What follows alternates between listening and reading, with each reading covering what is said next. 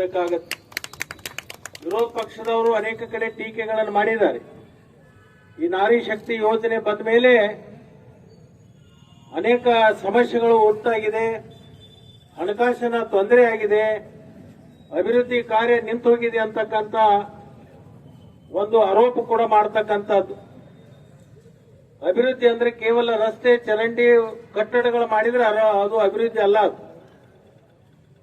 ನಮ್ಮ ಮಧ್ಯಮ ವರ್ಗದ ಜನರು ಮತ್ತು ಬಡವರ ಆರ್ಥಿಕತೆ ಉನ್ನತವಾದಾಗ ಮಾತ್ರ ಅದು ಸರ್ವ ಜನಾಂಗದ ಅಭಿವೃದ್ಧಿ ಅಂತ ಹೇಳಿ ನಾವು ಭಾವಿಸಬೇಕಾಗತ್ತೆ.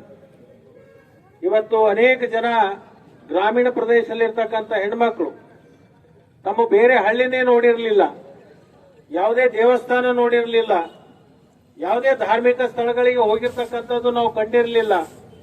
ಆದರೆ ಇವತ್ತಿನ ದಿವಸ ಈ ಒಂದು ಯೋಜನೆ ಜಾರಿಗೆ ಬಂದ ಮೇಲೆ ಇವತ್ತು 5,500 ಕೋಟಿಯಷ್ಟು ತಾಯಂದಿರು ಪ್ರಯಾಣವನ್ನ ಮಾಡಿ ಇವತ್ತು ಅನೇಕ ಕಡೆ ಅವರು ಅದು ಪ್ರವಾಸದ ಇರಬಹುದು ಅಥವಾ ದೇವಸ್ಥಾನ ಇರಬಹುದು, ತಮ್ಮ ಬಂಧು ಬಳಗದವರಿಗೆ ಭೇಟಿ ಆಗ್ತಕ್ಕಂಥದ್ದು ಇರಬಹುದು, ಅಂತ ಒಂದು ಇವತ್ತು ಉಪಯೋಗವನ್ನ ತಗೊಂಡಿರ್ತಕ್ಕಂಥದ್ದು.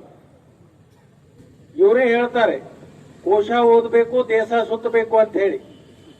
ಈ ದೇಶ ಸುತ್ತಬೇಕಾದ್ರೆ ಇಂಥ ಯೋಜನೆ ಜಾರಿಗೆ ಬಂದಾಗ ಮಾತ್ರ ಅದು ಸಾಧ್ಯ ಆಗ್ತಿದೆ ಅಂತಕ್ಕಂಥದ್ದನ್ನ ವಿರೋಧ ಪಕ್ಷದ ಸ್ನೇಹಿತರು ಅರ್ಥ ಮಾಡ್ಕೋಬೇಕು ಅಂತ ಹೇಳಿ ಈ ಸಂದರ್ಭದಲ್ಲಿ ನಾನು ಹೇಳಿ, ಇವತ್ತು ವಿಶೇಷವಾಗಿ ಅಥಣಿ ಘಟಕದವರು ಈ ಯೋಜನೆಯನ್ನ ಸಂಪೂರ್ಣವಾಗಿ ಅನುಷ್ಠಾನ ಮಾಡೋದ್ರ ಜೊತೆಗೆ ಜನರ ಪ್ರೀತಿಗೆ ಪಾತ್ರರಾಗಿರ್ತಕ್ಕಂಥ ನಮ್ಮ ಎಲ್ಲ ಸಿಬ್ಬಂದಿಯವರಿಗೆ ಮತ್ತು ಅಧಿಕಾರಿ